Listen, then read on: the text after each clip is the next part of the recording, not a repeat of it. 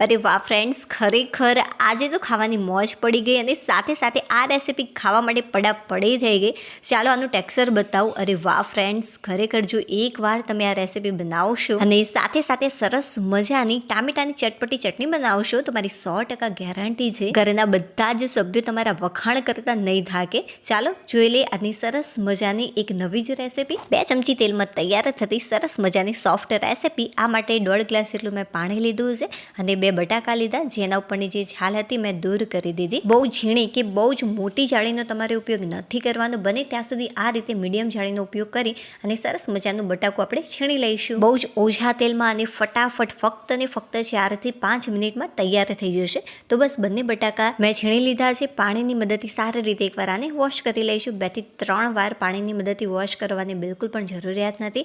આનો જે સ્ટાર્ચ છે એ બહુ જ દૂર કરવાની પણ જરૂરિયાત નથી. બસ આ રીતે આપણે પાણીમાં એને વોશ કરી અને એક વાટકીની અંદર લઈ લઈશું. હવે બટાકાનું જે છીણ છે એ કેટલું થવું જોઈએ, સાથે સાથે બીજી જે આપણે વસ્તુ એડ કરવાની છે તો એ જ વાટકીના માપથી આપણે બીજી વસ્તુ આની અંદર એડ કરીશું. પાણી બહુ ન રહે એ રીતે આપણે આ રીતે થોડું પ્રેસ કરી અને એક વાટકીમાં ભરી દઈશું. ચાલો, હવે લીધી છે એક નોનસ્ટિક પેન. જો નોનસ્ટિક પેન ન હોય તો તમે કોઈ પણ કડાઈ કે તપેલીનો ઉપયોગ કરી શકો છો. એક વાટકી ભરીને મેં આની અંદર પાણી એડ કર્યું છે. 1 ચમચી જેટલું ઝીણું કટ કરેલું મીઠા લીમડાના પાન એડ કર્યા છે. સારો એવો કલર આવે એ માટે 1 ચમચી જેટલા ચીની ફ્લેક્સ, જો ચીની ફ્લેક્સ ન હોય તો લીલા મરચાં વાટીને પણ એડ કરી શકાય. સ્વાદ અનુસાર 1/2 ચમચી જેટલું મીઠું, 1/2 ચમચી જેટલું જીરું અને 5 ચમચી જેટલો અજમા એડ કર્યો છે, જેને મેં હાથથી મસળીને એડ કર્યો કે જેથી સારી એવી ફ્લેવર આવે. હવે 1 વાટકી જેટલું આ છીણ થયું છે કાચા બટાકાનું. જો 1 વાટકી જેટલું પાણી હોય તો તેની સામે તમારે 1 વાટકી જેટલું બટાકાનું છીણ એડ કરવાનું. જો થોડુંક 2 થી 3 ચમચી જેટલું વધારે કે ઓછું હશે તો એનાથી કંઈ જ ફરક નહીં પડે.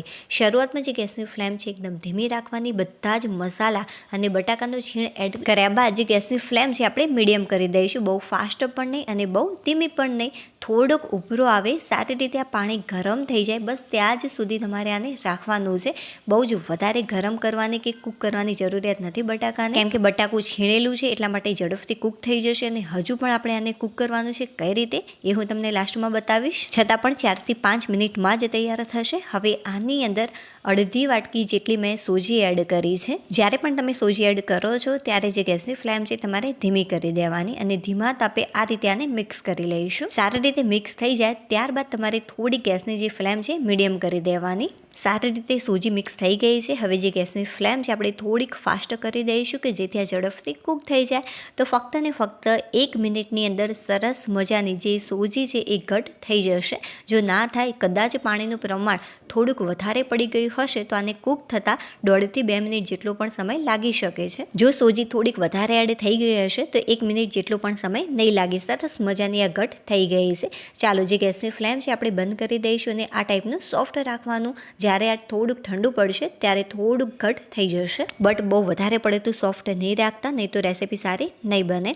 તો સારી રીતે મિક્સર ઠંડુ થઈ જાય ત્યારબાદ આપણે આગળની પ્રોસેસ જોઈ લઈએ. ત્યાં સુધી સરસ મજાની ટામેટાની એકદમ ચટાકેદાર ચટણી તૈયાર કરી લઈએ. તો આ માટે 2 ચમચી જેટલું તેલ લીધું છે. તેલ થોડું ગરમ થાય ત્યારે 5 ચમચી જેટલી રાઈ, 1/2 ચમચી જેટલું જીરું, 2 થી 3 ચમચી જેટલી ચણાની દાળ એડ કરીશું. 3 થી 4 જેટલી લસણની કળીઓ એડ કરી છે સ્ટ્રોંગ ફ્લેવર માટે.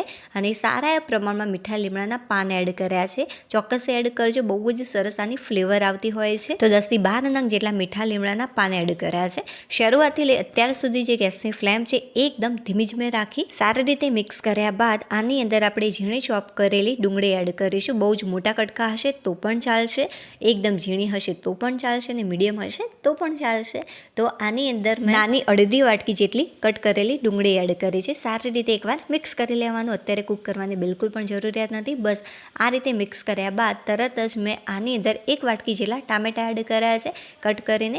સારી રીતે એકવાર મિક્સ કરી લઈશું. જે ગેસની ફ્લેમ છે મેં ધીમી જ રાખી છે. ક્યારે ફાસ્ટ કરવાની, ક્યારે સ્લો કરવાની ફ્રેન્ડ્સ, બધી જ માહિતી સાથે હું તમને શીખવાડીશ કે જેથી તમે પહેલી વાર બનાવશો તો પણ એકદમ પરફેક્ટ અને સારી જ બનશે. ચાલો, ટેસ્ટ એવા મસાલાની અંદર આની અંદર ટેસ્ટ પ્રમાણે 1/2 ચમચી જેટલું મીઠું, 1 ચમચી જેટલું કાશ્મીરી લાલ મરચું પાવડર, 1 ચમચી ધાણા પાવડર અને બહુ જ ઓછા પ્રમાણમાં 5 ચમચી કરતાં પણ ઓછી 2 ચપટી જેટલી મેં હળદર એડ કરી છે.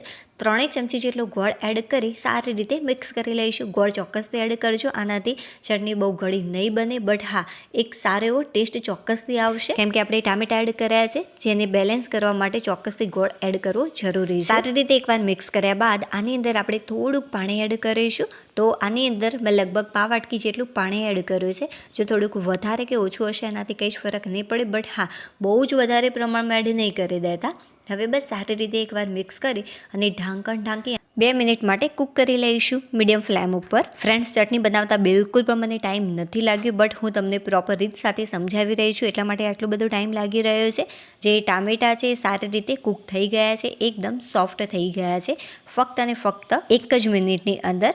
ત્યારબાદ આપણે આ જે પાણી છે એ સારી રીતે બળી જાય ત્યારબાદ જ તમારે જે ગેસ છે બંધ કરી દેવાનું. મિશ્રણ સારી રીતે ઠંડુ પડી જાય ત્યારબાદ આપણે કોઈ પણ એક મિક્સર જાર લઈશું અને બધું જ મિશ્રણ આની અંદર એડ કરી સારી રીતે ક્રશ કરી લઈશું. આની અંદર જે મીઠા લીમડાના પાન જે આપણે વઘાર કર્યો છે, ખાસ કરીને ચણાની દાળનો, લસણનો, એના કારણે ખરેખર બહુ જ સરસ આનો ટેસ્ટ આવશે. તો ફ્રેન્ડ્સ, ફાઇનલી સરસ મજાની ટામેટાની ચટપટી ચટણી તૈયાર હશે.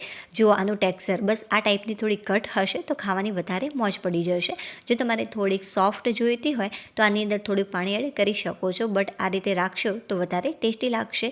જે મિક્સર છે એ પણ સારું એવું ઠંડુ થઈ ગયું છે, બટ હા બહુ જ વધારે પડતું ઠંડુ નથી કરી દેવાનું, થોડુંક ગરમ પણ છે. હવે હાથ ઉપર થોડુંક ઘી લગાવીશું. ઘીની જગ્યાએ તમે તેલનો પણ ઉપયોગ કરી શકો છો, બટ તેલ કરતાં ઘી વધારે હેલ્ધી રહેશે. તો તમને જે પણ શેપ પસંદ હોય એ તમે તૈયાર કરી શકો છો. તો બધા જ શેપ હું આ રીતે તૈયાર કરી દઉં. અને હા ફ્રેન્ડ્સ, મારી આ રેસીપી તમને થોડીક પણ પસંદ આવી રહી હોય તો પ્લીઝ વિડીયોને લાઇક કરી દેજો. ચેનલ ઉપર નવા હોય તો ચેનલને સબસ્ક્રાઈબ કરવાનું બિલકુલ પણ ભૂલતા નહીં, કે જેથી મારી બધી જ નવી રેસીપી તમારી સાથે સૌથી પહેલાં શેર થઈ જાય. અહીંયા મેં કાણાવાળી પ્લેટ લીધી છે, જેને ઘીથી ગ્રીસ કરી લીધી છે. તમે તેલથી પણ ગ્રીસ કરી શકો છો. તો બનાવેલા બધા જ શેપ આની અંદર મૂકી દઈશું. પાણી સારી રીતે ફ્રેન્ડ્સ ઉકળે ત્યારે જ તમારે આ મૂકી દેવાની ડીશ આની અંદર. જો આ રીતે પાણી ઉકળતું હશે અને તમે મૂકશો તો ફક્ત ને ફક્ત 2 મિનિટની અંદર આ કૂક થઈ જશે. હવે ઢાંકી ફક્ત 2 મિનિટ માટે આને કૂક કરી દઈશું. તો ફ્રેન્ડ્સ, 2 મિનિટ જેટલો સમય થઈ ગયો છે અને સરસ મજાની આપણી જે રેસીપી છે એ પણ કૂક થઈ ગઈ છે. ઘણીવાર શું થતું હોય છે કે આ રીતે